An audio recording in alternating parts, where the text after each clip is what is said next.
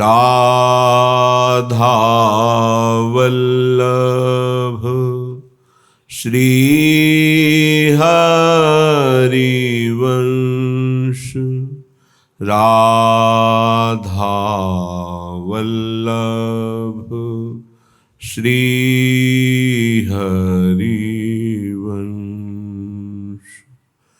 वृंदावनेश्वरी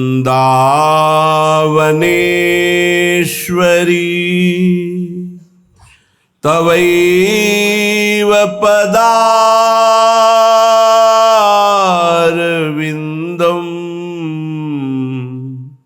प्रेमामृतैकमकरन्द रसौघपूर्णम्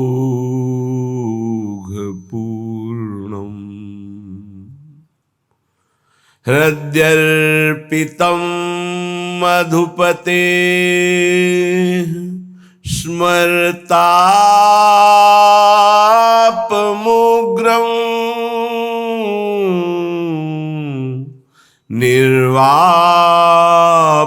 निर्वापयत् परम शीतलमाश्रयामि परम शीतल माश्रयामि।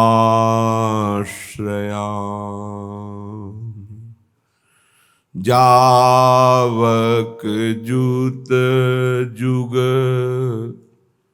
चरण ललीके चरण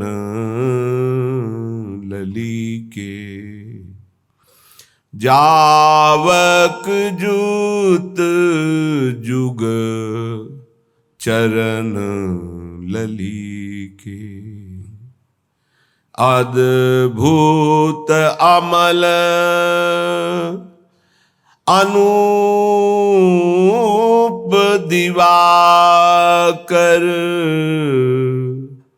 मोहन मानस कंज कलीके मोहन मानस कंज कलीके श्री चरण ललीके मोहन मानस कंज कलीके जावक जूत जुग चरण ललीके श्री चरण ललीके मंजूल मृदुल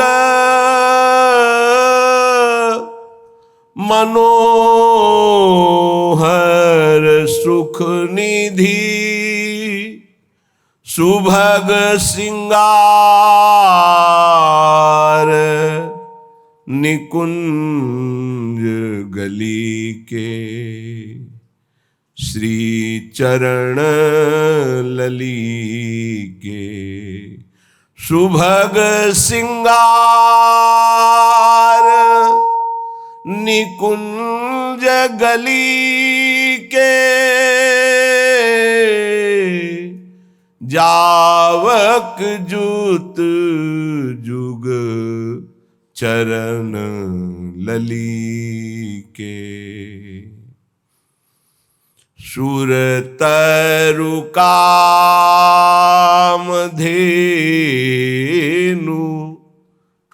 चिंतामणि भगवत रसिक अनन्य अलीके श्री चरण ललीके सुरतरु काम धेनु चिंतामणि भगवत रसिक अनन्य अलीके जावक जुत जुग चरण लली के। दो प्रकार की उपासना होती है। एक होती है अहम के द्वारा साधनों का अनुष्ठान करते हुए बहुत लंबे समय तक, एक जन्म, दो जन्म, 25 जन्म बीत सकते हैं, अहंकार का समर्पण होना, दृढ़ आश्रय होना साधना के द्वारा। इसमें बहुत जन्म लग सकते हैं, पर इसमें साधक को अपने अहम का विश्वास होता है, अपने साधन का विश्वास होता है, साधन का भरोसा होता है। और ये बड़े खतरे की बात है, क्योंकि संपूर्ण साधन को एक अपराध ही चौपट कर सकता है। वैष्णव अपराध, गुरुद्रोह, संत द्रोह, एक अपराध ही चौपट कर सकता है। एक है भगवत प्रेमी महात्माओं के संग से पहले ही आश्रय दृढ़ हो जाना, फिर साधन आश्रित होकर करना। ये बहुत कम समय में भगवत साक्षात्कार कराता है।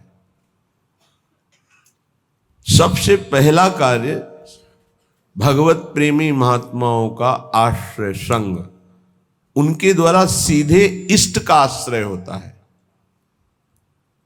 सुरतरु कामधेनु चिंतामणि भगवत रसिक अनन्य अली के, जो अनन्य सहचरी हैं, अनन्य शरणागत हैं, उनके लिए हमारी स्वामिनी किशोरी जी के श्री चरणारविंद कल्प वृक्ष हैं, कामधेनु हैं, चिंतामणि हैं। जो चाहेंगे वो प्राप्त करा देंगे गोरे चरणारविंद। वैसे तो आश्रय ले तो चाह ही मिट जाती है, पर अगर चाह करे तो श्री जी बहुत करुणामयी हैं। इनके चरणों का आश्रय मात्र सब कुछ प्राप्त करा देता है। पर अहंकारी कोई बात समझ में नहीं आएगी। उसको साधन जो 2, 4, 10 माला या जो भी किया, उसको उसका बल होता है। जो आश्रित संत कृपा से हुआ है, खूब भजन होता है, पर उसे भजन बल का आश्रय नहीं, उसे गोरे चरणारविंद का आश्रय है। जैसे हरिवंश महाप्रभु की कृपा से हरिराम व्यास जी को सीधे भगवद आश्रय मिला। बहुत साधन परायण थे, बहुत ग्रंथों का स्वाध्याय किए हुए थे, बहुत तर्क प्रवीण, शास्त्रार्थ में सदैव दिग्विजयी होने वाले। पर जब महाप्रभु की कृपा हुई तो आश्रय तत्व जागृत हुआ। कहां? श्याम श्यामा पद कमल संगी सिरनायो, भगवत प्रेमी महात्माओं के चरणों का आश्रय। उससे क्या हुआ कि उनके हृदय में सीधे श्री जी के चरणों का दृढ़ आश्रय हो गया। तो जो नित्य विहार में प्रवेश होता है वो साधन बल से नहीं होता है। नित्य विहार प्रेम तो बहुत उच्च कोटि की प्रेमावस्था है। साधारण भगवत प्रेम में भी यह गुण साधन ते नहीं हुई, तुम्हारी कृपा पाव कोई कोई। कोई कोई इसीलिए शब्द रखा गया है कि अहंकारी आश्रित नहीं हो पाता, उसका अहंकार आश्रय में बाधा पहुंचाता रहता है। और अहंकार मर्दन करने की पूर्ण सामर्थ्य केवल सद्गुरुदेव में है। सद्गुरुदेव की आज्ञा उल्लंघन करके मनमानी आचरण करने वाला कभी कोई लाभ प्राप्त नहीं कर पाया आज तक। वो केवल लगता है, संतोष होता रहता है अहंकार के कारण कि हम ठीक चल रहे हैं। जब आश्रय दृढ़ हो जाता है तब जो निरखत नित्य विहार पुलकित तन रोमावली आनंद नयन सुधार, यह जो कृपा हरिवंश की, ये भगवत रसिक अनन्य अली के, जो लली के चरणारविंद के अनन्य अली हैं, उनको ये रस प्राप्त होता है। अनन्यता, आश्रय, ये दो बहुत जोर की सिद्धि है। अपने इष्ट का अनन्य हो जाना। बड़े महाभागवत हैं सृष्टि में, प्रभु के विविध नाम रूपों के, हम उनके सुख के लिए जय बोलेंगे, पर हमारा हृदय, हमारी जबान, हमारा रोम रोम राधा राधा बोलेगा। वो हमसे कीर्तन करवाना चाहें तो हम राधा राधा ही बोलेंगे, हमारी अनन्यता है। पर ये उपासक में नहीं देखने को मिलता। कोई कितना महान है, पर हमारे श्री जी के गोरे चरणारविंद से बढ़कर है, जिन सी चरणों की महावर की रचना स्वयं अखिल कोटि ब्रह्मांडों के स्वामी प्रभु करते हैं, उन चरणों की हम ठसक वाले हैं। और ऐसे आचार्य की शरण में है कि रसना कटो जो अन रटो, निरखी अन फुटो नयन। केवल गाने के लिए दोहा है क्या? अनन्यता, भगवत रसिक अनन्य अली के, और साधन पक्ष का जीवन भर अनुष्ठान करने वाले महापुरुष के वचन काशी में, चंद्रलोक तक मेरी गति है। चंद्रमंडल नहीं, चंद्रलोक तक। ये जो यहां कहा जाता है चंद्रलोक गए, चंद्रलोक सिद्धों की सामर्थ्य नहीं, यंत्रों की सामर्थ्य नहीं है।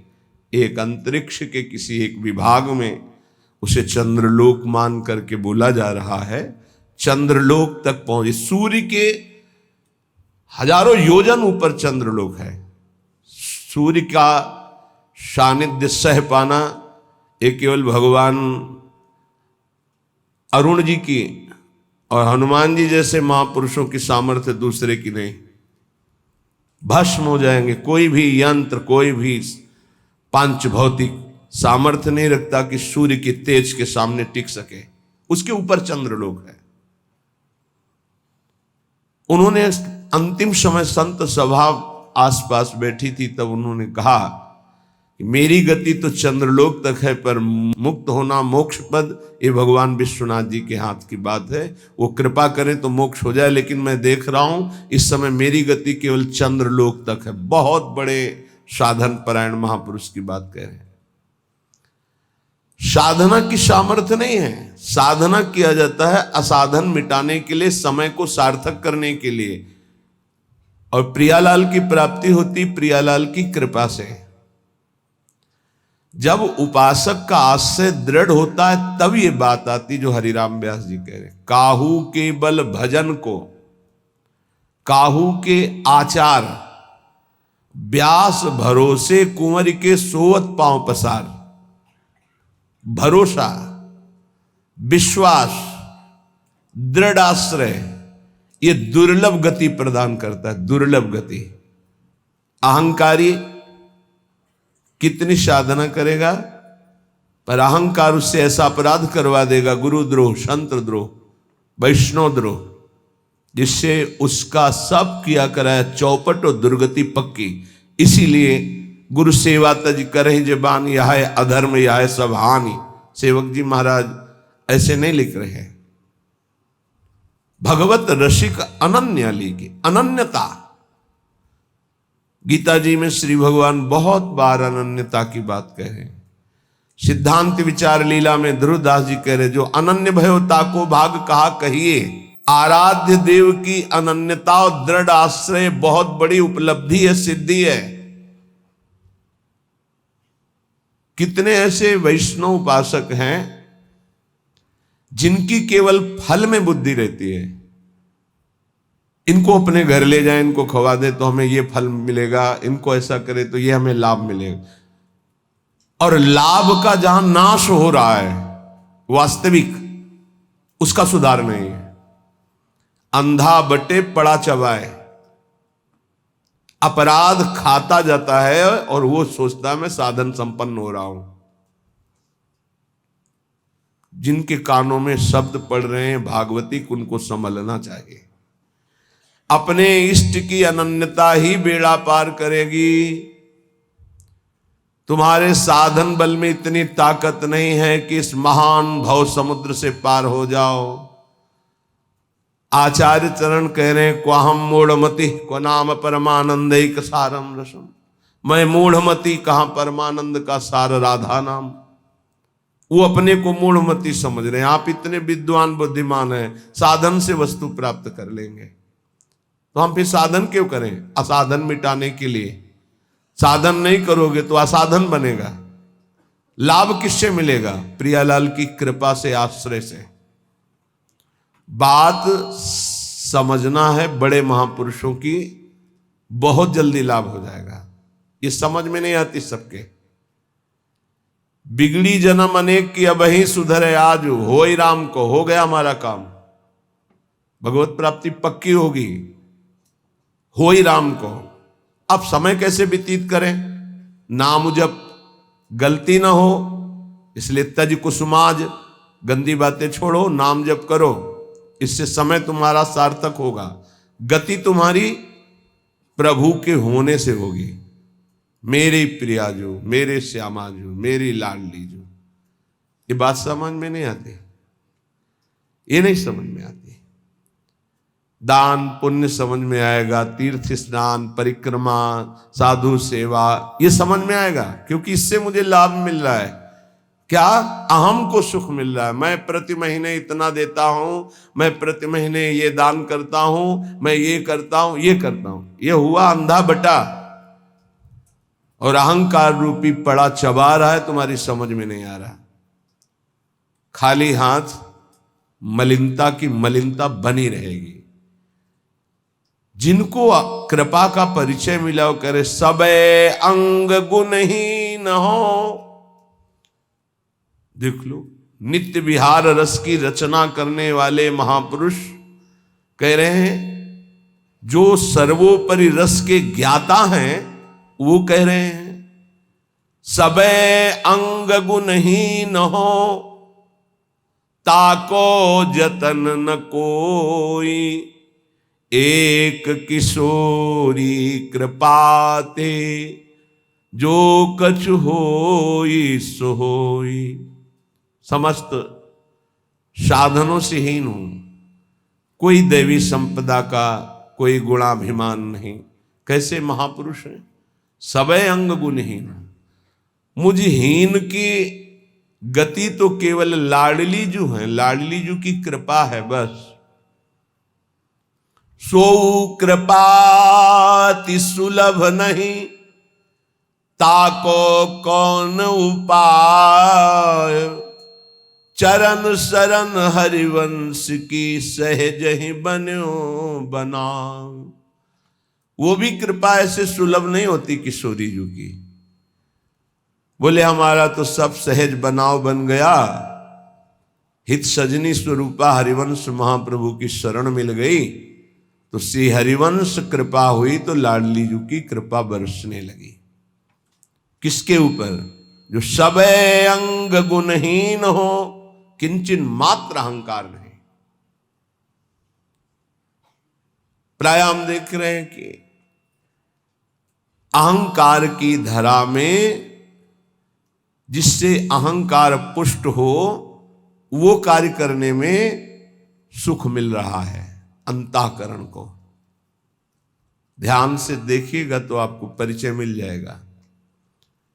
मैं ये कर रहा हूं, मैं ये करूंगा, मैंने इतना जपा, मैं इतना जपूंगा, ये अहम अंदर जो है वो सुखानुभूति दे रहा है, वो साधना की।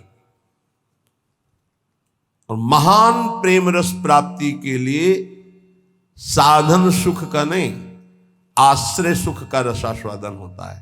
साधन तो आश्रित से ऐसा होता है कि अहंकारी से हो ही नहीं सकता है। 5 मिनट में जो आश्रित का भजन होगा, वो 5 घंटे अहंकारी करे तो भी नहीं पहुंच सकता। आर्त भाव से द्रवित हृदय से 5 मिनट तन्मय होकर जो उसका भजन हुआ, उसकी बराबरी अहंकारी 5 घंटे क्या 5 दिन करे तो बराबरी नहीं कर सकता। आश्रय समझ पा रहे हो? भगवत कृपा से तो समझ लीजिए, हृदय से आश्रय। समय व्यतीत करने के लिए नाम जप। हम आश्रित हैं, इसके लिए पवित्र रहना अनिवार्य है। तो कोई हमसे गंदी बात, गंदी क्रिया, गंदी सोच गंदे लोगों का संग न बन जाए, ये सावधानी। तब जाके उपासक के हृदय में भगवदानंद स्फुरित होता है। ये सब बहिर्मुख अपनी केवल अहंकार की वृत्ति को पुष्ट करके साधना का अहम रख करके परम पद प्राप्त करना कदापि नहीं। अंतर्मुख होकर देखो, कृपा के बिना एक क्षण भी तुम नाम जप नहीं कर सकते। कृपा आपके ऊपर है, उस कृपा की बलिहारी नहीं जा रहे और अहम को पुष्ट कर रहे हो। बहुत सावधानी, अंदर का विषय, अगर इसे सुधारोगे नहीं तो बहुत लंबा समय चला जाएगा, बहुत लंबा समय। बाहरी वेश परिवर्तन से, बाहरी स्थान परिवर्तन से कोई फर्क नहीं पड़ता मन में, अहंकार में, दोषों में। जब तक हमारा चिंतन परिवर्तित नहीं होगा तब तक बात नहीं बनेगी। अहम युक्त चिंतन मूढ़ता को धारण करता है। मूढ़ पुरुष कभी परम पद का अधिकारी नहीं होता। दैन्य भाव प्रियाजू को अत्यंत प्रिय है और ये अहम नष्ट होकर दैन्य आना केवल गुरु कृपा से होता है। एक है, उनको बस शरणागति के बाद एक ही उपदेश कि तुम जितना दान पुण्य करते हो सब बंद कर दो, यमुना जी में फेंक दो या ऐसी जगह दे दो कोई तुम्हारी तरफ देखे ना, कोई तुम्हें बाद में धन्यवाद न दे, ऐसा। और नमक रोटी खाओ, भजन करो, श्री जी मिल जाएंगे। पर वो सम्मान प्रिय जीवन तो हमको ये बर्दाश्त नहीं हो। और सार्वभौम सत्संग हो रहा किसी व्यक्ति के लिए नहीं, वो तुम्हारे अंदर की कमजोरी को दूर कर रहा है, उस कमजोरी को मार रहा है जो तुम्हारे भजन को खा रहा है, तुम्हारे भजन को छीण कर रहा है। पर वह अहंकारी चोरों को संभाल के हृदय में रखता है और सत्य मार्ग की वृत्ति से दूर हो जाता है। वो समझ नहीं पाता, वो संत वाणी को, गुरु वाणी को अपना विरोधी समझता है और अपने विरोधी काम, क्रोध, अहंकार, मोह, मद, इनको मित्र समझता है और इनको बचाने के लिए सत्संग रूपी प्रहार से बचा जाता है। नहीं, इतने प्यारे इन दोषों को हम कैसे निकाल सकते हैं? सत्संग छोड़ देंगे, सामने आना छोड़ देंगे, लेकिन भगवत प्रदत्त बुद्धि के द्वारा विकारों को छोड़ दें, ऐसा कैसे हो सकता है? यही दुर्गति जीव की है। भगवान की तरफ ते सब बानक बन गया, मानव देह वृंदावन आ जाना, रसिकों से शरणागत होकर दीक्षा ले लेना, साधन पद्धति का ज्ञान करा देना, पर उनको कुछ नहीं। हाथी का स्नान सब हुआ, हाथी स्नान किया, सूंड से रज लिया, फिर ऊपर सब डाल लिया, क्या हुआ? चाहे जितना निर्मल करो, अहंकारी अपने आप को मलिन रखना ही अच्छा समझता है। देह भाव वाले जनों का संग कभी नहीं करना चाहिए। इनके संग से केवल दुख, अशांति यही प्राप्त होती है। अपने को सदैव अहंकार रहित बनाने के लिए ही तो हम साधना कर रहे हैं। और हमारा बंधन है क्या? हमारा बंधन क्या है? संस्कृत मूल सूल प्रद नाना सकल सुखदायक अभिमाना, ये अहंकार ही तो बंधन है। और यही मिटाने के लिए जब हम गुरु शरण में होते हैं और जब अहंकार पर घन चलता है, भाग पड़ते हैं। अहंकार पर चोट नहीं होनी चाहिए। फिर मिटाना किसको था? साधना किसकी थी? इसलिए उपासक सावधान। श्रीपाद प्रबोधानंद जी कह रहे हैं, भ्रातस्ते किमु निश्चयेन विदितः स्वस्यांत कालः किमु त्वं जानासि महामनुं बलवतो मृत्युर्गतिस्तंभने मृत्युस्तत्करणं प्रतीक्षत इति त्वं वेत्सि किं वा यतो बारंबार मसंक एव चल से वृंदावना दन्यतः भ्रातस ते किम निश्चयन विदितः श्वश्यांत कालः किम। ए भाई, क्या तुम जान गए हो कि तुम्हारा मृत्यु का समय कब है? तुम निश्चित जानते हो? तो उत्तर आएगा नहीं जानता। तो फिर तुम बलवान मृत्यु की रोकने की गति क्यों नहीं प्राप्त कर रहे? जहां तुम्हें मृत्यु छू न सके ऐसी स्थिति में क्यों नहीं पहुंचना चाहते हो? क्यों बार बार जन्मना मरना पसंद करते हो? अर्थात इस भयावह दुखालय संसार से तुम मुक्त होने का उपाय क्यों नहीं कर लेते हो? तुम्हें पता है एक दिन मृत्यु आएगी, उस दिन का मुझे पता नहीं। हे भाई, तू बलवान मृत्यु को रोकने का उपाय क्यों नहीं कर रहा? क्या उपाय? रोकने का क्या उपाय? हमारी जो शरीर से तन्मयता है, तन्मयता हट जाए और प्रभु में तन्मयता हो जाए, तो जैसे सांप ने आक्रमण किया, कपड़ा उतार के फेंक दिया, वो उसी को काट रहा है, मेरे ऊपर कोई फर्क नहीं पड़ा। ऐसे ही हमारा कपड़ा है ये स्थूल देह, केवल स्थूल देह पर प्रहार होता है मृत्यु का। सूक्ष्म देह कारण और जीवात्मा ये पुनः नए शरीर को धारण करते हैं, स्थूल छूटता रहता है। श्रीपाद कह रहे हैं जब तुम्हें अपनी मृत्यु का पता नहीं और मरोगे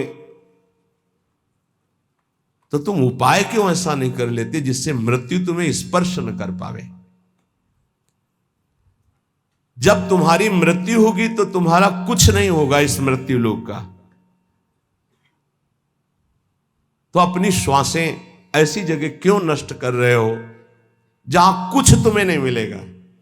कई बार प्रार्थना की है, मानो आपको एक ऐसे देश भेजा जाए जहां बहुत सब सुविधाएं मिल जाएंगी, खूब भोगो, रुपया पैसा मकान सब, लेकिन वीजा है आपका, उसके तिथि तारीख पूर्ण होने पर आपको तुरंत वापस बुलाया जाएगा। जब वहां से वापस बुलाया जाएगा तो कुछ नहीं, कपड़ा भी उतरा लिया जाएगा। बोलो ऐसे देश में रहना पसंद करोगे जाना? विचार करके देखो, कपड़ा भी उतरा लिया जाएगा, फिर देश से बाहर निकलो। चाहे जितना पुत्र पुत्री परिवार रुपया पैसा गाड़ी घोड़ा मकान सब एकत्रित कर लिया, लेकिन जब उस देश का वीजा खत्म होगा तो कपड़ा भी उतरा लिया जाएगा और आपको भगा दिया जाएगा। बोलो ऐसे देश में रहना पसंद करोगे, राजी रहोगे?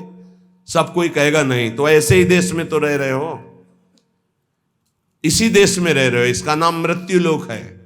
हर सुविधा, हर विधान, हर आपका किया हुआ संकल्प कार्य सब का सब आपका यहीं रह जाएगा। ये कपड़ा भी उतरा लिया जाएगा, स्थूल शरीर भी यहीं भस्म कर दिया जाता है, इसको भी नहीं ले जा सकते, छोड़, इसको भी छोड़ करके सूक्ष्म शरीर कारण शरीर और जीवात्मा ये पुनः आगे पुनरपि जननम पुनरपि मरणम पुनरपि जननी जठरे शयनम। आप विचार करो कि आप बुद्धिमान हो। यदि परम कृपालु प्रभु का आश्रय लेकर नाम जप नहीं कर रहे और विषय भोगों में नाना प्रकार की धन संपत्ति में नाना प्रकार के व्यवहार बढ़ाने में अपना समय नष्ट कर रहे हो, तो तुमको ये ध्यान रखना चाहिए कि तुम इस देश में हो, मृत्यु लोक में हो, जहां से भगाया जाएगा वीजा खत्म होने पर, श्वास पूरी होने पर।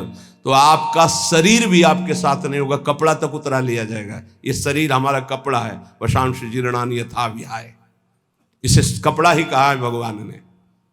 क्या बुद्धिमान हो तुम? इतना दिव्य मानव देह मिलने के बाद कमा के क्या जा रहे हो? पाप और पुण्य की पोटरी लेकर फिर वही दुर्गति। इसलिए भाई मृत्यु तुम्हारा इंतजार नहीं कर रही। भाई बेटी का ब्याह रह गया, पूरा कर ले तो हम थोड़ा भी, या थोड़ा अमुक कार्य रह गया, नहीं, तत्काल प्रहार करेगी, बस समय आने दो। चाहे वो पुण्यात्मा हो, चाहे महात्मा हो, चाहे दुरात्मा हो, सबके ऊपर उसका प्रहार होता है। पर महात्मा अपनी स्थिति इतनी ऊंची उठा लेता है कि मृत्यु जनित उसको दुख नहीं होता। जैसे मत वाले हाथी के गले से फूलों की माला कब टूट के गिर गई पता नहीं चलता, ऐसे भगवत प्राप्त महात्मा का शरीर कब छूट गया उसको कोई पता नहीं, क्योंकि वो हर समय जिसमें रमण कर रहा था वो उसी में रमण करता है। शरीर एक स्वप्न की तरह छूट गया। इसलिए मेरी प्रार्थना मान ले भ्रातस, ए भाई, बारंबार असंख्य चल से वृंदावनादन्यतः। वृंदावन, प्रिया प्रीतम, प्रेमी जन, भगवान नाम, इनको तू छोड़कर बार बार अन्य चिंतन करता है, अन्य क्रियाएं करता है, अन्य बातों में मन लगा रहा है। तुझे डर नहीं लग रहा कि तेरी मृत्यु होने वाली है? बहुत भयावह संसार है, बहुत भयावह। चूंकि आपको भुलावे में डाल दिया गया इसलिए आपको ऐसा नहीं लग रहा। यहां प्रति मिनट प्रति सेकंड ऐसे सावधान है जैसे युद्ध क्षेत्र में चारों तरफ से बाण चल रहे हो और वो महारथी अतिरथी वीर अपने को बचाते हुए निकल रहा हो, ऐसे चला जा रहा है। एक एक सेकंड सावधान, नेत्र खुले, हर समय मंत्राकार वृत्ति, कभी भी शरीर छूट सकता है। क्यों? क्योंकि पता है ऐसी स्थिति है। आपको एकदम भुलावे में डाल दिया गया है। आपके पास वो पार्षद नहीं है जो आपको सावधान करे। बड़ी कृपा है जिनको भगवान ने ऐसी बुद्धि दे दी, ऐसी विवेक दे दिया, यहां से चलना है, रहना नहीं, देश बिराना है। सबसे सबकी सेवा करो, सबको प्यार करो। वो प्यार, वो सेवा एकमात्र भगवान के प्रेम के लिए, भगवान की प्राप्ति के लिए। खूब धन कमाओ धर्म पूर्वक, दूसरों को सुख पहुंचाओ और उस सुख को भगवान के चरणों में समर्पित करो, तो सुख सिंधु भगवान तुम पर प्रसन्न हो जाएंगे। मृत्यु पर तुम विजय प्राप्त कर लोगे। ए भाई, बार बार धाम छोड़कर, नाम छोड़कर, प्रिया प्रीतम को छोड़कर संसार का चिंतन करते हो, पता है किसी भी श्वास में तुम्हारे ऊपर मृत्यु का प्रहार हो जाएगा। इसलिए कृष्णानंद रसाम्बुधे परतरम सारम विचित्रोज्ज्वला कारम पारगतैरपि श्रुति शिरो वृंदस्य नेक्षम मनाक श्री वृंदा विपिनम सुदुर्लभतरम प्रत्यासमासाद्य भो क्षुद्रासा कुपी साचिका वशगतो वम भ्रम्य से किम बही। ए भाई, यदि वृंदावन तुम्हें आने को मिल गया, वृंदावन का एक भी घंटे आपने वास स्वीकार किया, यहां रहे एक घंटे भी, और नाम जप कर लिया या सत्संग सुन लिया या बिहारी जी के दर्शन कर लिए, तो उज्ज्वलाकार श्रेष्ठतम सार अर्थात महाप्रेम प्राप्ति के लिए तुमने कमर कस ली। थोड़ा समय भी वृंदावन में व्यतीत किया तो कृष्णानंद रसाम्बुधे परतरम सारम विचित्रोज्ज्वला, ये धाम कृष्णा श्री स्वामिनी जी का नाम है, प्रिया जी का नाम कृष्णा भी है। कृष्णानंद रसाम्बुधे, प्रियालाल के अद्भुत आनंद रस का समुद्र वृंदावन है। यदि आप थोड़ा भी रह गए तो आपका मंगल हो जाएगा। सत्संग जो सुनते हैं उनके जीवन का कैसे परिवर्तन हो रहा है, ये भगवत कृपा से दर्शन करने को मिलता है। पर दीपक तले अंधेला, ये जरूर कहावत सार्थक नजर आती। दूर से सुनकर परिवर्तन इतनी जोर का होता है, पर नजदीक में ये समझ में नहीं आता। धाम वास करते हैं तो इनको इतना कुसंग का प्रभाव पड़ जाता है कि सत्संग फीका हो जाता है, और कुसंग में रहते हैं और सत्संग का इतना प्रभाव कि कुसंग का त्याग करके वो भगवत मार्ग में आगे बढ़ रहे हैं। कल एक सज्जन जीवन में ऐसे ऐसे ऐसे बोले, आपने कहा कि धाम आए, 3 दिन रुके, पहले दिन जलपान करे, दूसरे दिन फल, तीसरे दिन एक बार अन्न, वही कर रहा हूं, धाम आया हूं, ऐसा ऐसा ऐसा बड़ा सुख मिलता है। धृष्टता की हद हो गई है। जीव जानबूझ, जैसे मल का कीड़ा, विष्ठा का कीड़ा, उसे अमृत कुंड में डालना चाहो तो वो अपने को बुरा मानता है और वो सोच रहा है ये हमारा अहित कर रहा है, मुझे विष्ठा क्यों नहीं मिल रहा। ऐसे ही विषय का कीड़ा बना हुआ जीव विषय में कूदना चाहता है। प्रभु के आश्रित होकर अगर वैराग्य मार्ग में कदम रखा है तो रुपया प्राप्ति का उपाय नहीं रखना चाहिए, ध्यान रखना। नहीं, बहुत कुछ हो सकता है। माया आपको पुनः उसी जगह स्थापित कर देगी जहां से निकलना चाहते हो। एकमात्र भगवत भरोसा, जितना कमा लिया, इसके बाद बंद। अगर धामवास करके हम भगवत आश्रय ले लिए तो नमक रोटी खाएंगे बस। अब हमारा उद्देश्य केवल भजन रूपी धन एकत्रित करना है। जो बेचारे रिक्शा चला करके जीवन गुजारते हैं उनको हम प्रणाम करते हैं। ये धामवास करते हैं, अर्थ की व्यवस्था नहीं, इधर उधर झोपड़ी इधर उधर कार्य करके रह रहे हैं, पर रिक्शा चलाते हैं। समय से दिनचर्या में है, देख रहे हैं हम, और समय से रिक्शा चलाते हैं और परिवार को हम प्रणाम करते हैं, धामवास कर रहे हैं। कोई तो दूसरों के घरों में सेवकाई करते हैं और धामवास कर, प्रणाम है उनके जीवन। लेकिन जब तुम्हारे पास खाने की व्यवस्था, रहने की व्यवस्था है, तो तुम्हारा कदम वो गृहस्थी में रहते हैं। जब विरक्त हो गए, वैराग्य मार्ग के हो गए, एक भी रुपए का ये आय का साधन नहीं करना चाहिए। इससे क्या होगा, आपकी वृत्ति अर्थ में रही है, अर्थ में ही रह जाएगी, गोरे चरणारविंद में नहीं रह जाएगी। और जिनके लिए अर्थ एकत्रित किया जाता है वो उस अर्थ से सुखी नहीं हो सकते, ध्यान रखना। वो परम अर्थ से, परमार्थ से सुख प्राप्त करते। करोड़ों अरबों रुपया जमा कर दिया, उन्हीं के सामने उन्हीं के बच्चों ने उनका तिरस्कार करके और गलत मार्ग का अनुसरण किया। श्रीपाद कह रहे, जब तुम जानते हो कि मृत्यु निश्चित होगी, जब तुम जानते हो कि मृत्यु से बचने का एकमात्र उपाय भगवान की शरण, हर श्वास नाम जपना है, तो कृष्णानंद रसाम्बुदे परतरम सारम विचित्रोज्ज्वला, महान विचित्र प्रेम रस जो उज्जवल, जिसमें कामना की गंध नहीं है, ऐसा प्रिया प्रीतम का प्रेम रस प्रदान करने में समर्थ श्रीधाम वृंदावन है। हे भाई भ्रातः, तुम क्यों भ्रमित हो रहे हो? ये माया का कार्य है, भूल भुलैया में डालकर पूरा जीवन बर्बाद कर देना।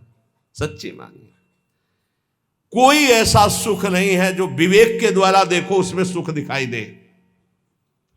विवेक के द्वारा, बुद्धि का अंधा आदमी तो कहीं भी कूदेगा जाके। एक सुख हमें बता दो कि ये महान सुख है इस मृत्यु लोक में। एक सुख, पूरे शरीर को इसी को लेकर के सारे सुख विधान है। कुछ भी खाओ 6 घंटे में दुर्गंध युक्त मल, कुछ भी पियो दुर्गंध युक्त लघुशंका, छिड़क दो गंदगी, कान साफ करो गंदगी, सुबह देखो आंखों में गंदगी, और नीचे तो गंदगी के कुंड ही हैं। और इसी शरीर को सजाना, इसी शरीर को भोगना कौन सा सुख हो सकता है? मलमूत्र के द्वारों में कोई परमानंद छिपा हुआ है।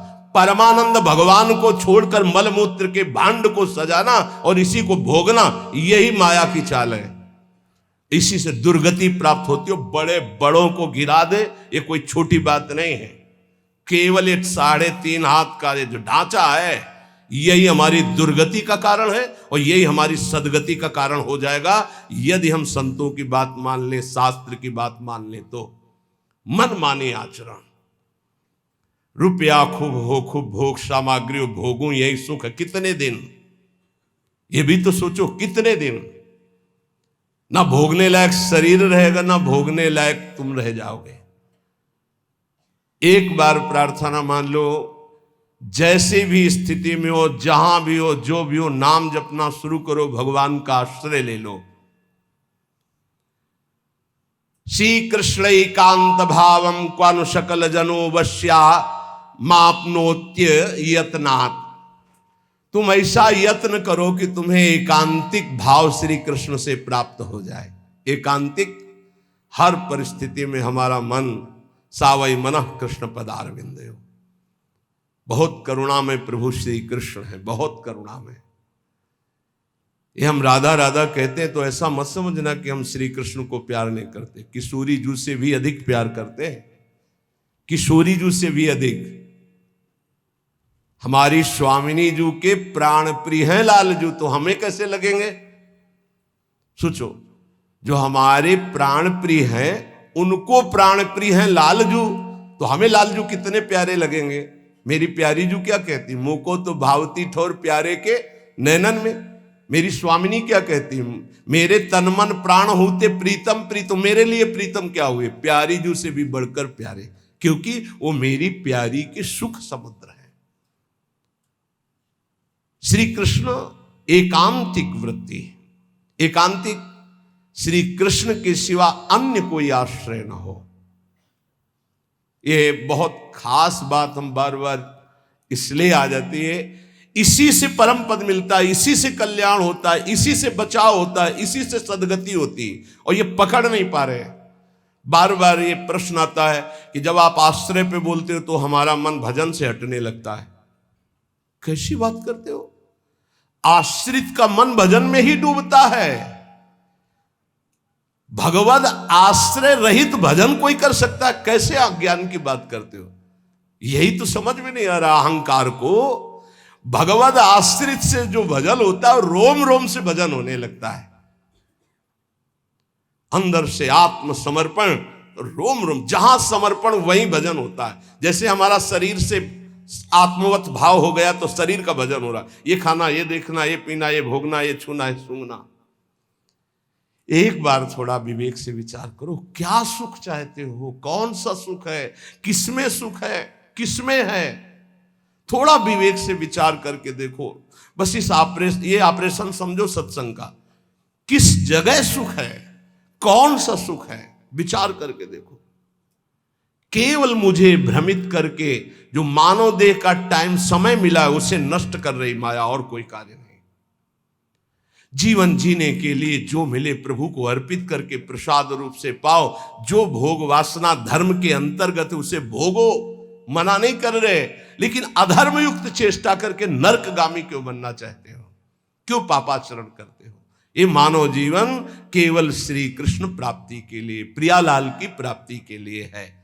इसलिए हम चिल्ला चिल्ला कर कहते राधा राधा राधा, क्योंकि करुणामयी स्वामिनी कभी हमारी पुकार सुन लेंगी तो हमारी बात बन जाएगी। बड़ी दुर्गति जीव को। कभी कभी गंगा के किनारे जैसे दुर्दशा देखी है जीवों की, तो घंटों खड़े होकर के विकल हुए हैं। एक पशु है, अब वो उठ नहीं पा रहा है, अब कुत्ते लगे हुए जिंदा उसको खा रहे हैं, कोई पीछे से, कोई साइड से, कोई, अब वो मुंह भगारे पड़ा हुआ है। अब आप सोचो कितने घंटों में उसके प्राण निकलेंगे। बड़ा पशु है, कितने घंटों। अब ये चित्त जोड़ने पर अनुभव होता है। तुमने देखा, चल दिया, क्योंकि निर्दयी हृदय है। अब चित्त जब जोड़ा गया, उसमें तदात्म किया गया, तो भीषण कष्ट का अनुभव। अरे कितना भयानक कष्ट इसको हो रहा है जीव को। अब तत्काल मर जाए तो मर जाए, लेकिन अब कितने घंटे खाएंगे जिंदा, थोड़ा थोड़ा मांस खाएंगे, और वो तड़प रहा है। ये क्या है? हम ही है।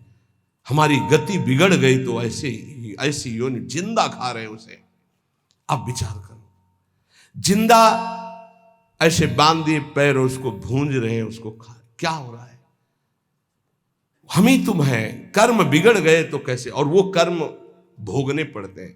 ए भाई, सब कर्मों से मुक्त होने के लिए ये मानव देह मिला है। ये मानव देह राधा राधा राधा, जो भगवत प्राप्त प्रेमी महात्मा जन है, वो कह रहे हैं श्यामा जी बहुत कृपालु हैं। हम इसीलिए वृंदावनवासी राधा राधा, इससे प्रिया और प्रीतम दोनों प्रसन्न होते हैं।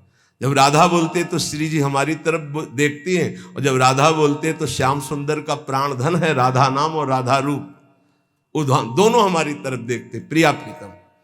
बोले हमारे धन श्यामा जू को नाम, श्यामा जू को नाम, जाको रटत निरंतर मोहन राधा राधा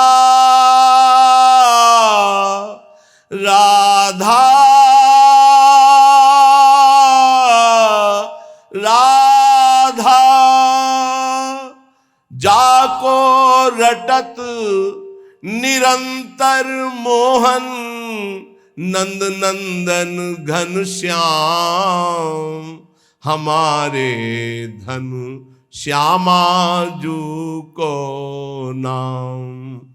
प्रतिदिन नव नव महामाधुरी, बरसत आठो जाम, गुण मंजरी नव कुंज मिलावे, इसी वृंदावन धाम, हमारे धन श्यामा जू को नाम। जो राधा राधा रटता है उसके हृदय में नवीन नवीन प्रेम रस बरसाने वाली, जिनकी श्रीअंग माधुरी ऐसे युगल सरकार हृदय में प्रकाशित होने लगते हैं और प्रकट होकर आठों पहर विराजमान रहते हैं। और वो मंजरी सहजरी वपु धारण करके प्रिया प्रीतम की दिव्य सेवा में राधा नाम से। यहां शिकायत हो रही, मन हमारा ऐसा, मन हमारा वैसा। तुम राधा राधा जपो, एक बार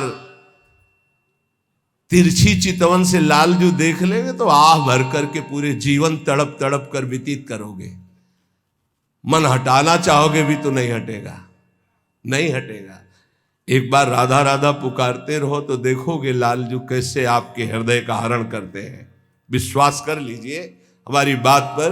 और लाभ और सिद्धियां ये तो सब छोटी मोटी बात है। तुम्हारे मन की एक एक वृत्ति अपहरण कर लेंगे लालजू, देख लेना। इसीलिए हम वृंदावनवासी बेपरवाह रहते हैं। ये हमारा मन इधर जा रहा, हमारा मन उधर जा रहा। यहां से ब्रह्मलोक तक एक ही चरण में नाप लिया। वो विश्वात्मा भगवान जिसके चरणों में मुकुट रगड़ रहा है, उसका राधा नाम ले रहे हैं। भाग मन तो विश्वंभर भगवान की टांग के नीचे ही है, भाग तो कितना भागेगा। बात को समझो। डरना घबरा जाना ये स्वभाव में उपासक के नहीं होता। गौर श्याम बदनार बिंद पर, जिसको वीर मचलते देखा, नैन बान मुस्कान संग फंस, फिर नहीं नेक संभलते देखा। राधा राधा राधा, तो तुम्हारा मन मचल पड़ेगा प्रिया प्रीतम के लिए। जपते तो रहो। ये वो बात समझ रहे होंगे जो एकांत में घंटा 2 घंटा रोते हैं। मिनट 2 मिनट आंसू बहाना नहीं। जो घंटा 2 घंटा रोते हैं, जिनकी कपड़े जिनकी रुमाल भींज जाती है, वो जानते होंगे कि राधा नाम क्या प्रताप करता है। जब इतना नाम जप करो कि घंटा 2 घंटा ऐसे जैसे वेग आता है, भूख का प्यास का, ऐसे रोने का वेग आता है। अगर छक के रोने को ना मिले तो बेचैन हो जाएगा। जब कस के घंटा 2 घंटा रोने को मिलता है तो एक विश्राम सी, शांति सी, कृतकृत्यता का अनुभव होता है। एक बार जिसके ऊपर इनकी कटाक्ष पड़ गई तो बस आह भर करके रह जाता है। अभी वो घटना नहीं घटी इसलिए है। ब्रज गोपी कहती अपनी सखी से, जाओ जाओ यहां से चली जाओ। क्यों? अरे अभी सुख चैन से खा रही हो, पी रही हो, सो रही हो, जाओ यहां से। हमारी बातें सुनोगे, हमारे पास खड़ी रहोगी तो आ रहा होगा वो नंदनंदन श्याम सुंदर आ रहा होगा, तुम्हारा सुख चैन सब छिन जाएगा। भाग जाओ यहां से। श्याम सुंदर, ये क्या हो गया है? बोले बरछी मार गया है। ऐसी जो घायल कर दिया है। नैन बान मुस्कान संग फंस, फिर नहीं नेक संभलते देखा। नेत्रों का बाण और मंद मुस्कान, क्या हुआ? बोले नैन रूपी छुरी मार दी और मुस्कान रूपी नमक फेंक दिया। अब क्या हालत होगी? जिसके गांव में नमक डाला जाए तड़पड़ा के रह जाएगा। देखो री देखो, ये नंद का छोरा बरछी मारे जाता है। बरछी सी तिरछी चितवन की पैनी छुरी चलाता है। छुरी चला दी। कौन सी? बांके बिहारी, बांकी चितवन।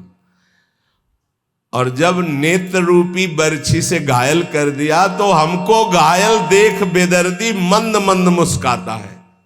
तो मुस्कुराहट क्या हुई?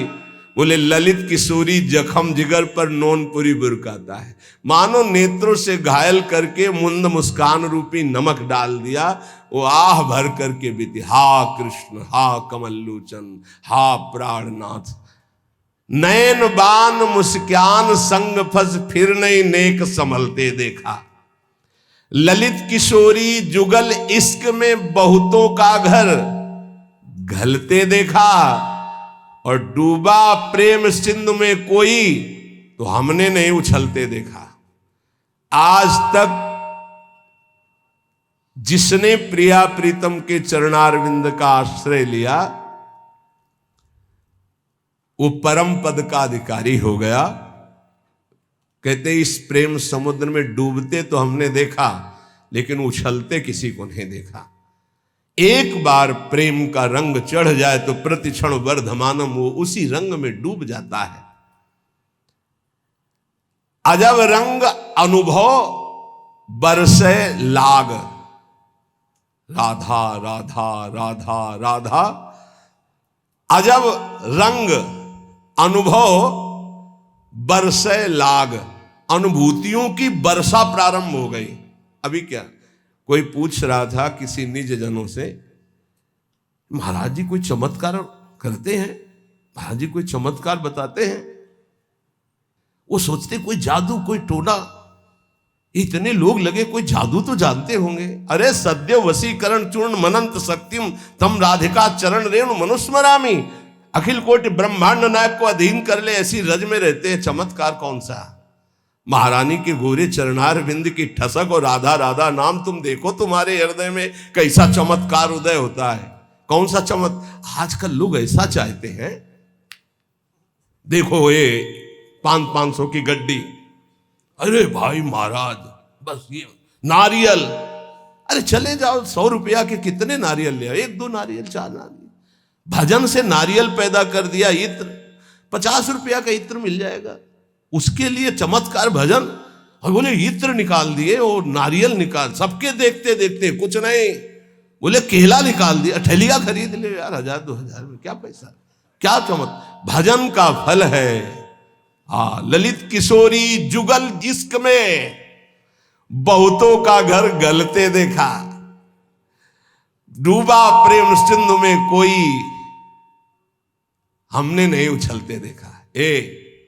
अपने एक लड़का को स्मार्ट मोबाइल देते हो, फीस देते हो, पढ़ाते हो, लिखाते हो, पाई भर तुम्हारी नहीं मानता। एक लड़का एक बिटिया संभाले नहीं संभलता, चमत्कार देखने चले आओ, बाबा का चमत्कार दिखाओ।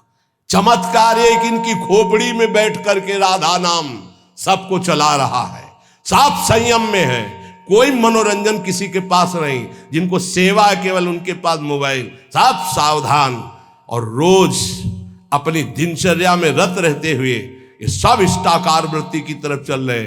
हम इनको मन से प्रणाम करते हैं कि हमारी आज्ञा हमारे गुरुजनों की परिपाटी पर चल रहे हैं। चमत्कार किसे कहते? मन का परिवर्तन कर देना, ये राधा नाम का चमत्कार है, ये राधा नाम का प्रभाव है। पता नहीं लोग साधु महात्मा को क्या समझते हैं। जादू देखना तो जादूगर के पास जाओ ना, पानी में ये दिखा देना, रुमाल में कबूतर निकाल देना, ये देखो जाके। साधु का चमत्कार देखना है मन का परिवर्तन, तुम्हारा मन और तन दोनों पवित्र होकर सच्चिदानंद भगवान में लगे। आज इसीलिए तो साधुता बहुत दुर्लभ हो गई है कि साधु महात्माओं को भी लोग नौटंकी मनोरंजन का एक पात्र समझते हैं। ताली बजा दी, बात सुने, कोई नेता का भाषण, ताली बजा दी। मन का परिवर्तन, तन का संयम और सच्चिदानंद में वृत्ति को जोड़ना। अजब रंग अनुभव बरसन लागे, अनुभव, हृदय का अनुभव, हृदय का परिवर्तन। क्या बोले? काम क्रोध मद आस वासना अर्क जवा सही झरने लागे, अजब रंग अनुभव बरसे लागे। जब वर्षा होती है तो ये अर्क और जवास ये अपने आप सूख जाते हैं, नष्ट हो जाते हैं वर्षा में, और सब जगते हैं, ये नष्ट हो जाते हैं। बोले जब राधा राधा राधा राधा और इसका जब रंग बरसने लगता है हृदय में, तो काम क्रोध मद आस वासना ये अपने आप नष्ट हो जाते। जैसे वर्षा होते ही अर्क और जवास नामक पौधे ये अपने आप नष्ट हो जाते हैं, और दूसरे सैकड़ों पौधे हरे भरे हो जाएंगे, पर ये नष्ट हो जाएंगे। तो ऐसे ही काम क्रोध लोभ मोह मद वासना नष्ट हो जाती है, और नाना प्रकार की भाव तरंगे प्रिया प्रीतम की उठने लगती है। लोभ मोह परद्रोह दोष दुख कलि कुचाल सब तरसे लागे, इंद्री दमन अमन सब भात ही अरुचि होत अब छर से लागे, अजब रंग अनुभव बरसे लागे। कब जानो हमारी साधना रंग ला रही?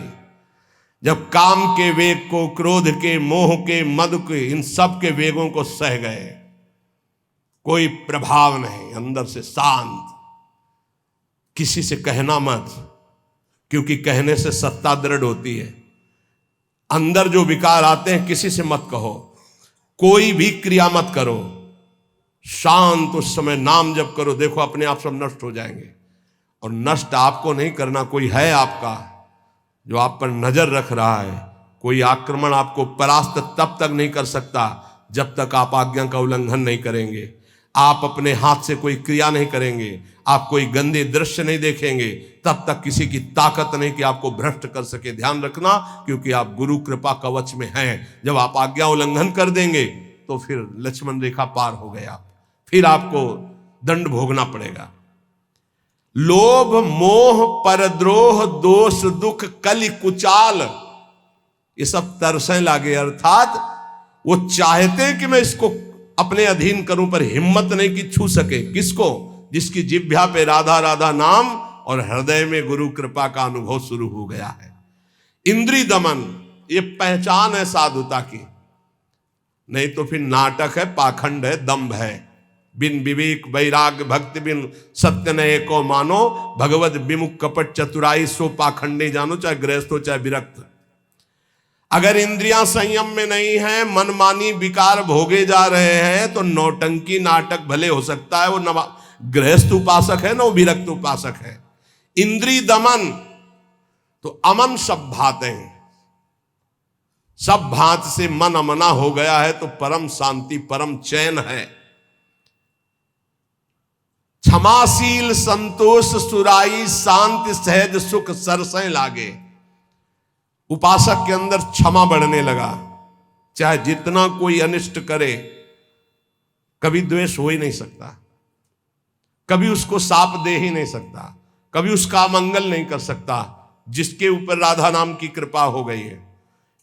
क्षमा, जाओ, तुम्हारा मंगल हो, भगवान तुम्हारा कल्याण करे। संतोष, किसी भी परिस्थिति में शोक नहीं होगा, जैसे प्रभु रख रहे, बड़ी कृपा है। शांति, कोई भी द्वंद्व से अशांत नहीं कह सकता।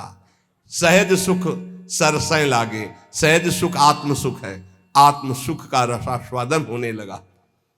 दास बना, ये कैसे हुआ? नाम जपी, पहले दास शब्द है, आश्रय। बहुत जोर की बात हमारे हृदय में बार बार उठती कि ये लोग समझ जाएं कि भगवत प्राप्ति आश्रय से होती, आश्रय से, दृढ़ आश्रय। दास बना पहले, जप नाम दूसरा। बिगड़ी जन्म अनेक की अवै सुधरे, आज हो ही राम को पहले, फिर नाम जप दूसरा, फिर तज कुसुमाज तीसरा। और यहां से शुरू किया जाता है सब उपदेश। पहले विकार त्यागो, फिर नाम जप करो, फिर भगवान की शरण में हो। ऐसा नहीं होता, पहले भगवान की शरण में हो, नाम जप करो, तुम्हें बल मिलेगा, विकार छूट जाएंगे। उपजा मुक्ति, मुक्त पद, बहुत सुंदर महात्माओं के वचन है। पहले भगवत दासत्व आश्रय, खूब नाम जप, तो बोले मोक्ष पदवी हृदय में ही प्रकाशित हो गई। ये मोक्ष पदवी क्या है? इसकी पहचान क्या है कि आप मुक्त हो गए हो? शत्रु मित्र समजान मान मान अपमान सम दुख सुख लाभ नहान या जो कृपा हरिवन। ये मुक्त पुरुष का लक्षण है। चाहे शत्रु हो उसके साथ व्यवहार कर रहा हो या मित्र हो, दोनों में समान भाव, मान और अपमान में समान भाव, सुख दुख में समान भाव, लाभ हानि में समान भाव, जय पराजय में समान भाव, ये जिसके हृदय में आ गया वो मुक्त हो चुका है। गीता जी में भगवान ने कहा निर्माण अमोहा जित संग दोषाध्यात्म नित्या विनिवृत्त कामा द्वंद्व विमुक्ता सुख दुख संगई गच्छन्त अमूढ़ा। ऐसा अमूढ़ अव्यय पद का अधिकारी महापुरुष मुक्त पद में विराजमान कौन है? बोले जो मान रहित हो चुका है। मान बिल्कुल उसके हृदय में प्रियता पैदा नहीं कर पा रहा और अपमान बिल्कुल दुख नहीं पैदा कर पा रहा। अमोहा, न अपने शरीर से मोह है न किसी के शरीर से मोह है। यह मुक्त पुरुष का लक्षण है। जित संग दोषा, चाहे जितने भोगों के बीच में उसका मन भोगने के लिए चलेगा ही नहीं, वो जीवन मुक्त पुरुष है। जित संग दोषा अध्यात्म नित्या, निरंतर आत्मस्वरूप में स्थित, विनिवृत्त कामा, समस्त कामनाएं निवृत्त हो चुकी है। द्वंद्व विमुक्ता, हर द्वंद्व से वो मुक्त हो चुका है। मान अपमान सुख दुख लाभ हानि चिंता शोक भय मृत्यु, सबसे सुख दुख संगई, सुख और दुख में समान भाव। ऐसा महापुरुष परम ज्ञानी महात्मा वो जीवन मुक्त है। वो यहां कह रहे दास बना पहुंचे मुकाम जे आंखें कहत हवाला। साधु की पहचान चिकने गाल से नहीं, साधु की पहचान उसके नेत्र से होती है, सिर्फ नेत्र से। ऐसे तो मांस मछली खाने वाले के भी गाल चमकते देखे हैं कि वो बहुत ही चिकन, तो चिकनाहट को थोड़ी साधुता है, वो तो घी दूध से चिकनाहट आ जाती है। अच्छा खाओ पियो तो मांस चढ़ेगा, चिकना हो जाएगा शरीर। बोले बहुत चमक रहा है चेहरा, तो हम आपको दिखाएं कि विषयी पुरुष हो, चेहरा चमक रहा है, वो भजनानंदी है क्या? नहीं, वो खान पान का है चेहरा। दास बना पहुंचे मुकाम तो आंखें कहत हवाला। अच्युत मुनि के आश्रम में जी उड़िया बाबा पहुंचे, गंगा के किनारे है, तो देखा, जे दृष्टि दे, अरे अपने शिष्यों से कहा दौड़ो, ब्रह्मबोध संपन्न महापुरुष पधार रहे हैं।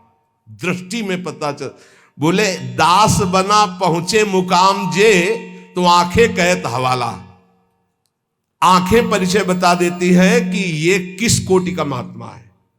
जीवन मुक्त है या प्रपंची है या विषयी है या साधक है या साधना की किस स्थिति में है, पहुंचा हुआ महापुरुष के नेत्र बताते हैं। दास बना पहुंचे मुकाम जे आंखें कहत हवाला। जे दृष्टि में दृष्टि ऐसे मिली तो पता चल जाता है कि किस कोटि की स्थिति है। अब बता रहे हैं कि दो प्रकार की आंखें होती है सिद्धों की। एक होती है जो ज्ञान सिद्ध होता है, करुणा और मैत्री, ये दो आंखों में नहीं होंगी। करुणा और मैत्री नहीं हो, क्योंकि वो निर्मम निरहंकार अद्वितीय स्थिति को प्राप्त महापुरुष बिल्कुल शुष्क शुष्क काष्ठवत हृदय, ना दया ना करुणा ना मैत्री ना द्वैत। जब अपने सिवा है नहीं कोई, तो आप उनकी दृष्टि में देखोगे तो ना हिलन ना डुलन, और नेत्र के आसपास की सारी पुतली साफ एकदम श्वेत, वो ब्रह्माकार वृत्ति के नेत्र होते हैं। रुद्रवत एकदम दृष्टि उनकी, और बिना चंचलता रहे, बार बार ऐसे नहीं, खुले हो एकदम अलक्ष श्वेत पुत्री, सिंहवत दृष्टि। और दूसरे होते प्रेमियों के, नशा ललाई, जैसे भांग छाने हो या कोई नशा करे हो तो लाल आंख नहीं हो जाते, ऐसे लाल आंख होती है प्रेमियों की, क्योंकि प्रायः वो रुदन करते हैं, तो आंखें सूजी हुई या आंखों के नीचे लालिमा, थकित, पूतरी, वो एक विचित्र दशा होती है। बड़े ही सरस, बड़े ही व्याकुल, बड़े ही थकित नेत्र। पलक न लागत हाला, अपलक दृष्टि उनकी भी रहती है। ज्ञानी की दृष्टि भी ऐसी होती है, प्रेमी की दृष्टि होती है, पर दोनों में अंतर होता है। एक एकदम काष्ठवत शुष्क, मतलब वो शब्द अशुद्ध होगा, उदाहरण नहीं दिया जा सकता, जैसे खुली हुई मुर्दे की आंख, कोई हलन डुलन चलन कुछ नहीं। कई बार उड़िया बाबा को बाहरी लोगों ने समझा कि पधार गए हैं, ऐसी दृष्टि बस कुछ नहीं। और प्रेमी जनों की दृष्टि नशा ललाई, थकित पूतरी, पलक न लागत हाला।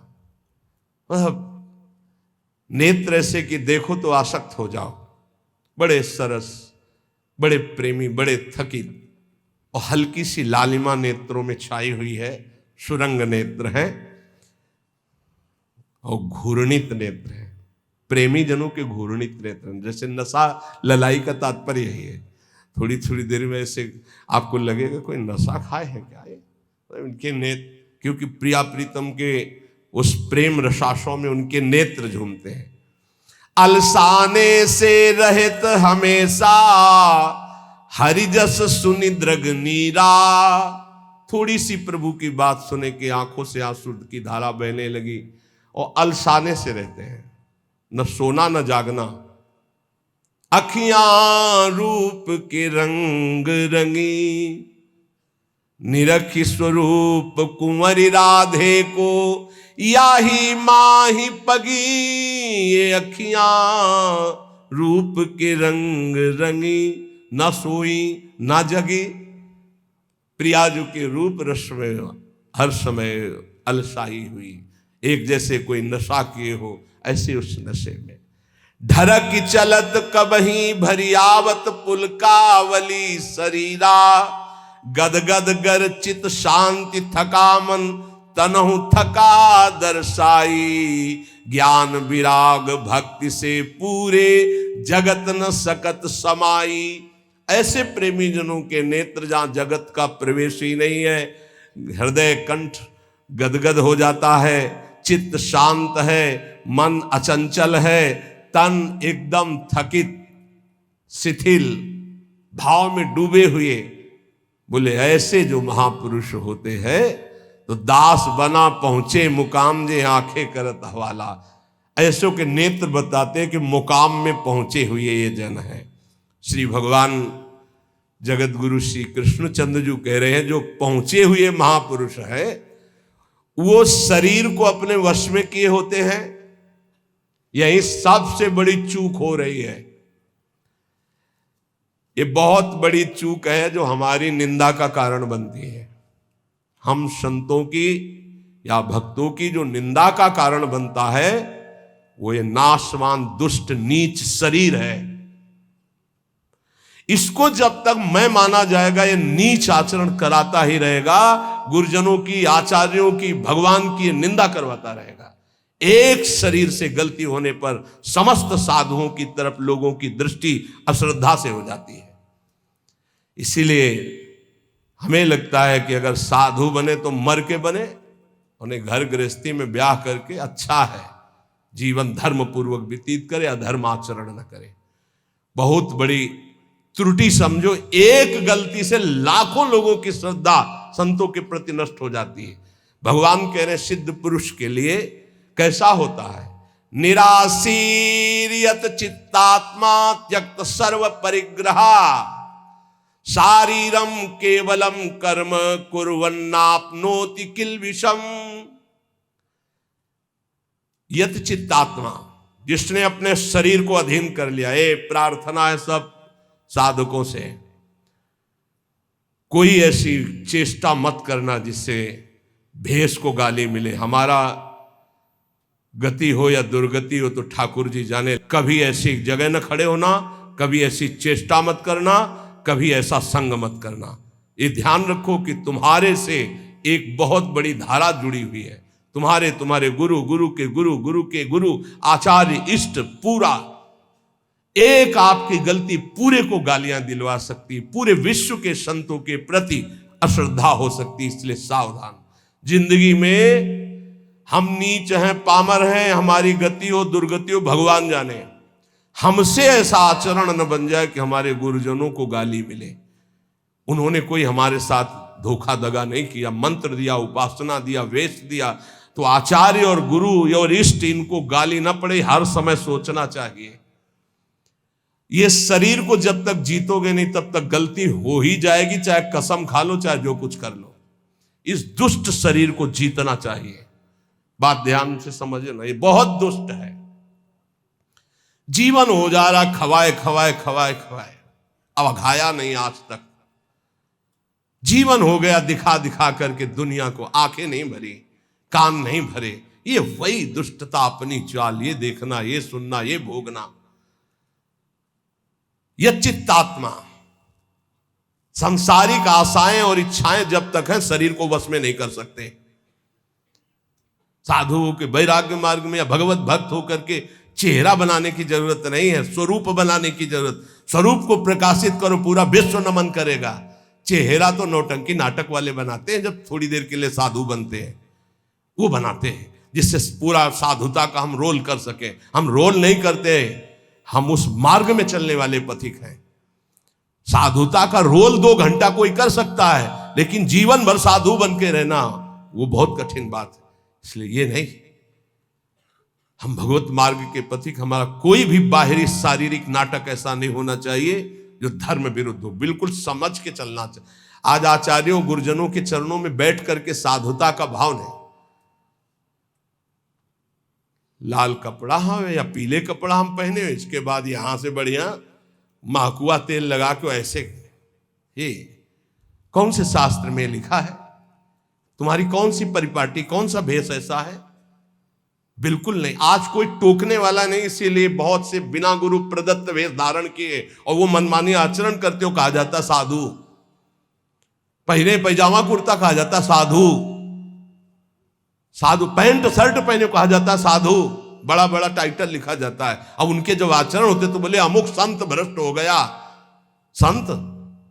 संत परिपाटी देखो, संतों की मर्यादा देखो, संतों के चरणों में बैठकर जो साधुता सीखी जाती है वो कब हुआ?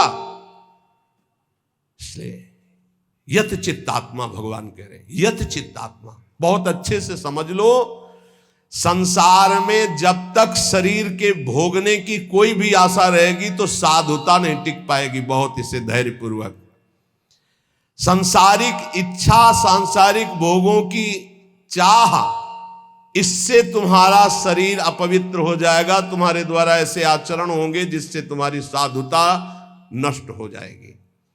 शरीर और इंद्रिय और मन के वशीभूत होकर के जो आचरण किया जाता है वो निश्चित अपवित्र है और वो अधर्म होगा और वो गालियां दिलवाने वाला ही होगा। श्रद्धा उपजाना बहुत कठिन होता है भाई, बहुत कठिन होता है। नास्तिक के हृदय में श्रद्धा प्रकट करना, विषयी पुरुष के हृदय में श्रद्धा प्रकट करना और नष्ट करना एक क्षण की बात होती है। जन्म जन्मांतरों की सुकृत एकत्रित होने पर श्रद्धा होती है और एक चेष्टा पूरी लाखों की श्रद्धा नष्ट कर देगी। लाखों का मंगल करने का पाप लगेगा उसको और वो दुर्गति को प्राप्त होगा। इसलिए साधु वेश में बहुत होश में, ये कोई खिलवाड़ नहीं है। ऐसे लोग करते तो खिलवाड़ नहीं, सारी जिम्मेवारी है आपकी। ऐसे कर दिया तो जिम्मेवारी, उनकी श्रद्धा की रक्षा करना तुम्हारा कर्तव्य बन गया। उनके कल्याण की तरफ तुम्हारी दृष्टि जानी चाहिए। ऐसा कोई ये नहीं कि तुम स्वामी बन गए तो जो मनावे सो आचरण करो, ऐसा नहीं है। शरीर इंद्रियां अंतःकरण सिद्ध पुरुष के वश में होता है। साधक को चाहिए कि इनके वश में होकर कोई कार्य ना करे। तुम अकेले नहीं हो, तुम्हारे साथ बहुतों की निंदा होगी या बहुतों की प्रशंसा होगी। ये बात ध्यान रखना है। केवल अपना जीवन होता तो कोई बात नहीं है, गलती हो गई, त्रुटि हो गई या पिट गए या जो भी हो गया सब हो गया। आज तुम नहीं हो, तुम्हारे साथ बहुत जुड़े हुए हैं, तुम्हारे गुरु, तुम्हारे आचार्य, तुम्हारे इष्ट और लाखों श्रद्धा। अगर एक भी त्रुटि तो लाखों की श्रद्धा और पूज्य जनों का अपमान घोर नरक पहुंचा देगा, दुर्गति करवा देगा। त्यक्त सर्व परिग्रहा, जो सिद्ध पुरुष होता है उस शरीर को ही अपना नहीं मानता तो और परिग्रह की बात क्या है। सब सन्यासी हो, जो भगवत मार्ग के पथिक हैं, ये तो सर्वाणि कर्माणि मयि सन्न्यस्य मत्पराहा, सारे कर्म भगवान को अर्पित करके जो भगवान के परायण है, चाहे गृहस्थ हो चाहे विरक्त हो, वो सन्यासी है।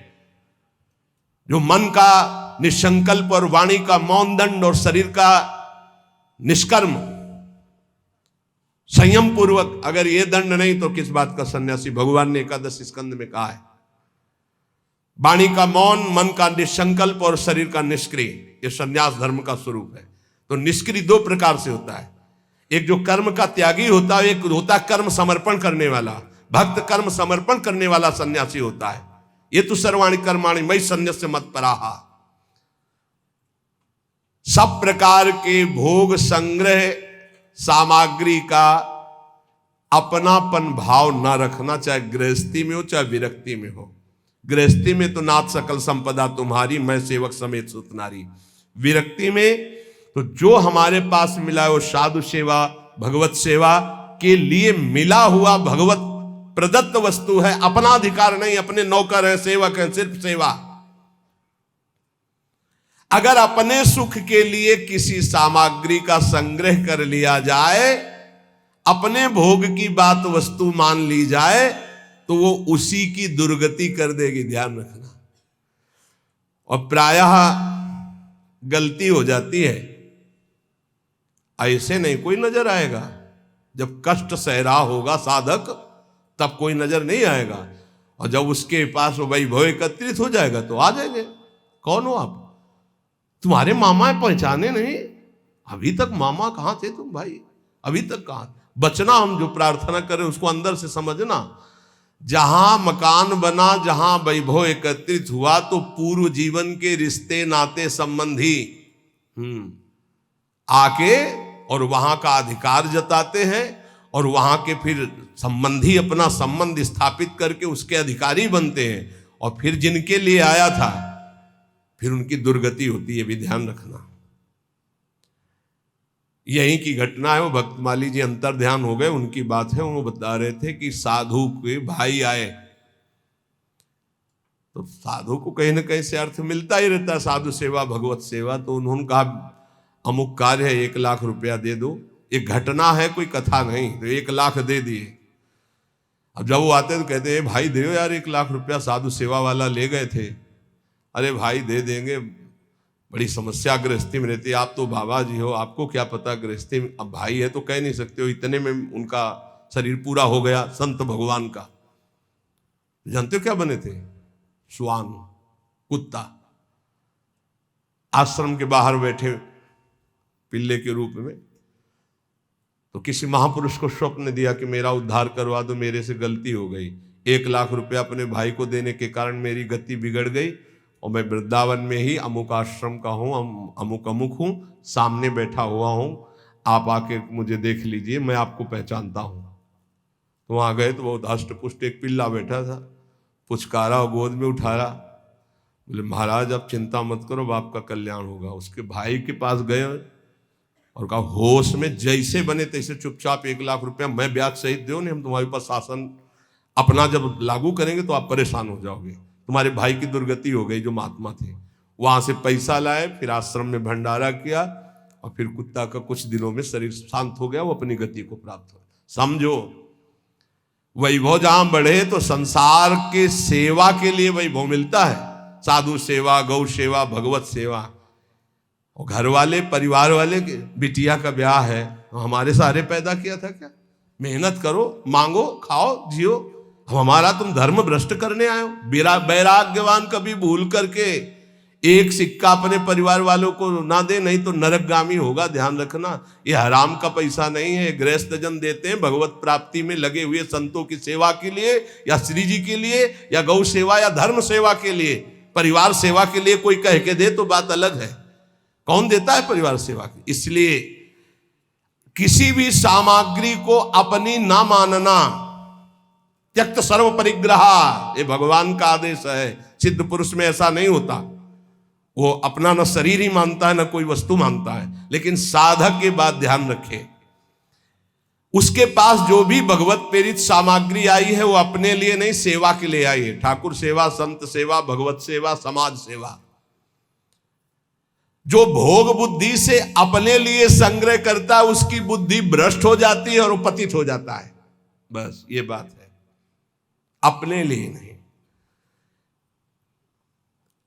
बहुत जोर का भगवान ने त्यक्त स्वर परिग्रह का भाव बताया है कि सिद्ध का यही लक्षण होता है।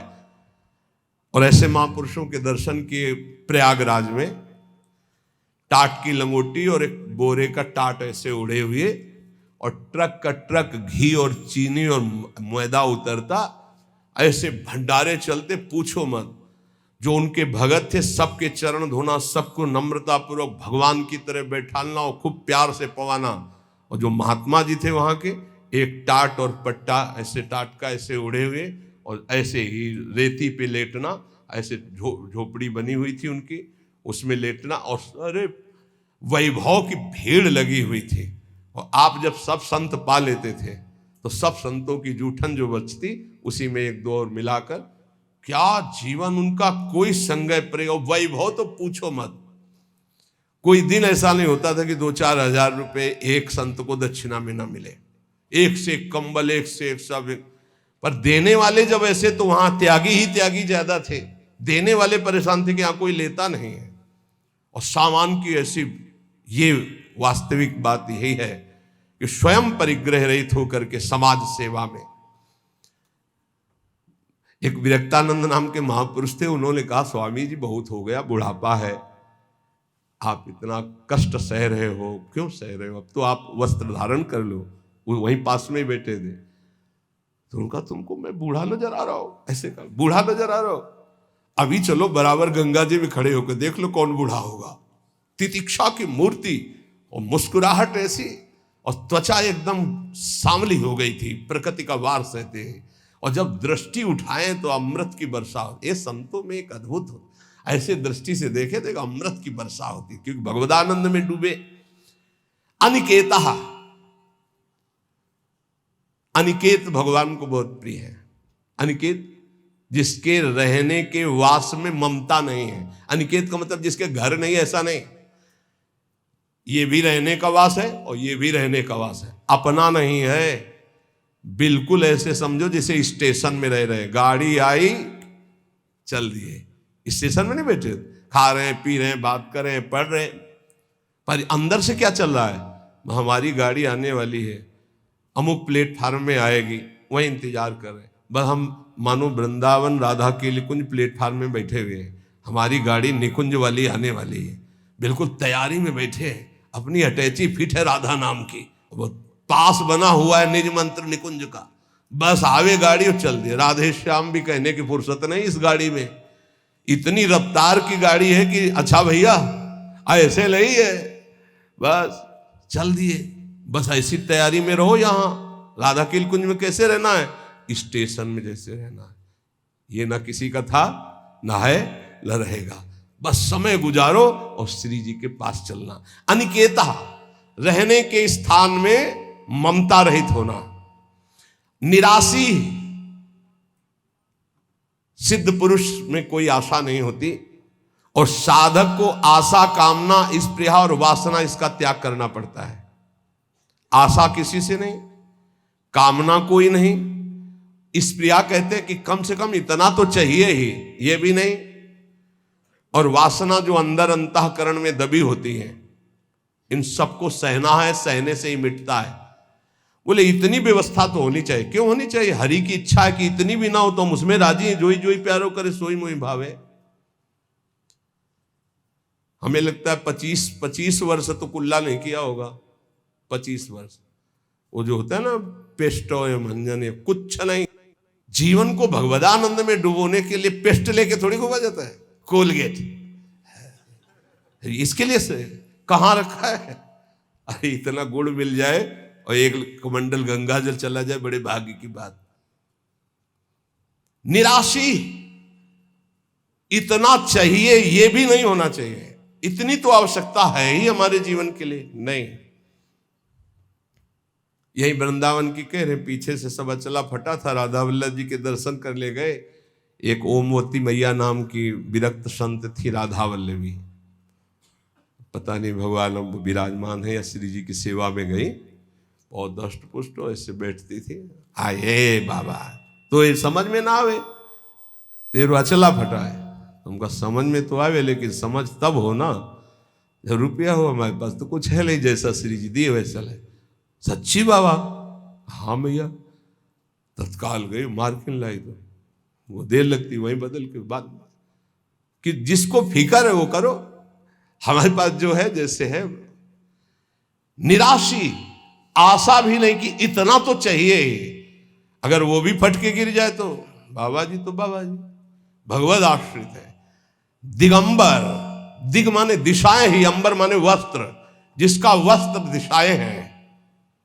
चलो व्यवस्था है तो पहले, नहीं है तो हमारी दिशाएं ही वस्त्र है, दिगंबर। और इसकी भी ट्रेनिंग हुई है काफी, कई महीने इसकी भी हुई। सन्यास में इसका भी सन्यास दिया ही जाता है दिगंबर करके। निराशी, ये सच्ची मानो, कोई आशा मत रखो, जिस समय जैसी व्यवस्था हरि करे उसी में राजी रहो। बाहर से भोग सामग्री में अपनापन नहीं हो, अंदर से किसी भोग सामग्री की इच्छा भी न उत्पन्न होने पावे, उसे निराशी कहते हैं। ऐसा महापुरुष शारीरम केवलम कर्म कुर्वन् नापनोति किल विषम, वो केवल शरीर संबंधी कार्य करता हुआ भी पाप को प्राप्त नहीं होता, क्योंकि आशा, कामना, स्पृहा, वासना, ममता रहित जो महापुरुष है। इसीलिए कहा गया महापुरुषों की केवल बात के अनुसार उनके जो आचरण हो वो मानो, सब आचरण उनके अनुकरणीय नहीं होते। क्योंकि भगवान यह कह रहे, शारीरम केवलम कर्म कुर्वन् नापनोति किल विषम, वो शरीर संबंधी ही केवल कर्म करता हुआ पाप को भी नहीं प्राप्त होता है।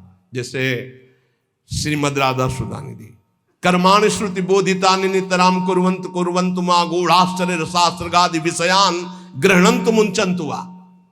हमें महापुरुषों का अनुकरण नहीं करना, उनकी उपदेश से जो उनके आचरण मिले वो बात हमें माननी है। नापनोति किल विषम, उनको कभी कोई पाप स्पर्श नहीं कर सकता। वो जन्म मरण रूपी बंधन से मुक्त हो चुके हैं, वो आशा रहित है, उनका किसी से संबंध नहीं है। इसलिए शरीर से जितने कर्म होते हैं वो सब अकर्म बन जाते हैं और उनको फल नहीं देते हैं। जो सिद्ध महापुरुष है उसके द्वारा जो भी होता है वो अकर्म हो जाता है।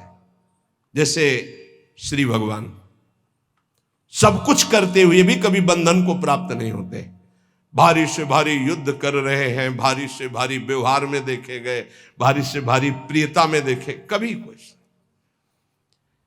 जो निवृत्ति परायण सिद्ध महापुरुष है उसमें कभी कोई भोग लालसा नहीं होती।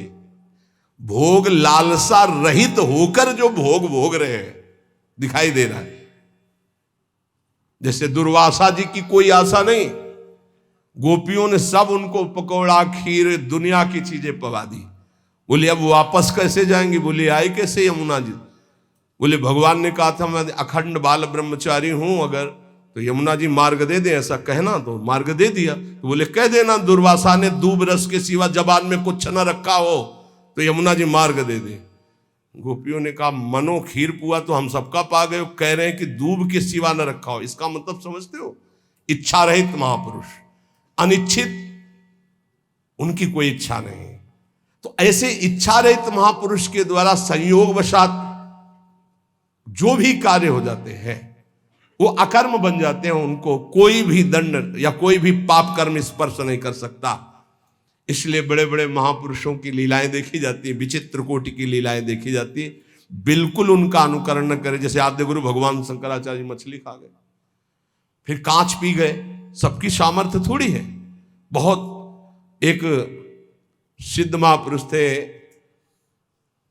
कूटस्थ स्वामी, उनका नियम था खप्पर ऐसे कर दो, जो डाल दोगे वो पालेंगे, जो डाल दोगे। तो कुछ उपद्रवी गांव के लोग थे, जब ये पता चला कि ऐसे नियम वाले हैं तो सीधे कोबरा को पकड़वाया, जो बीन बजाने वाले लोग होते हैं उनसे पकड़वाया और काट करके सीधे जहर सहित रांधा उसको और उनके खप्पर में डाल दिया। और ब्रह्मार्पणम ब्रह्म हविर ब्रह्मग्नो ब्रह्मणाहुतम ब्रह्मयुते गंतव्यम ब्रह्म के समाधिना तत्काल उसको अर्पित करके पूरा पा गए ब्रह्मबोध संपन्न महापुरुष से। तो वहां के लोगों ने पूछा, ये तो अभक्ष्य पदार्थ था। बोले तुम्हारी दृष्टि में, हमारी दृष्टि में भिक्षा थी। फिर एक ने उपद्रव किया, आकर के मदिरा डाल दी उसमें खप्पर।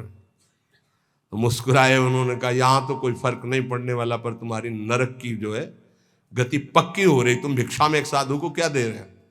तो तत्काल वो खप्पर से लेकर के ढिड़का दिया।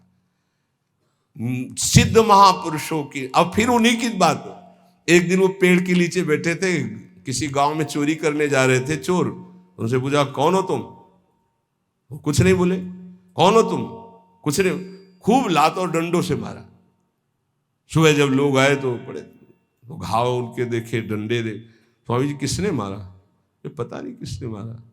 बोले आपको दुख नहीं है? बोले क्यों दुख है? खप्पर में जो आया सो खा लिया, सो शरीर में जो आया उसे भोग लिया।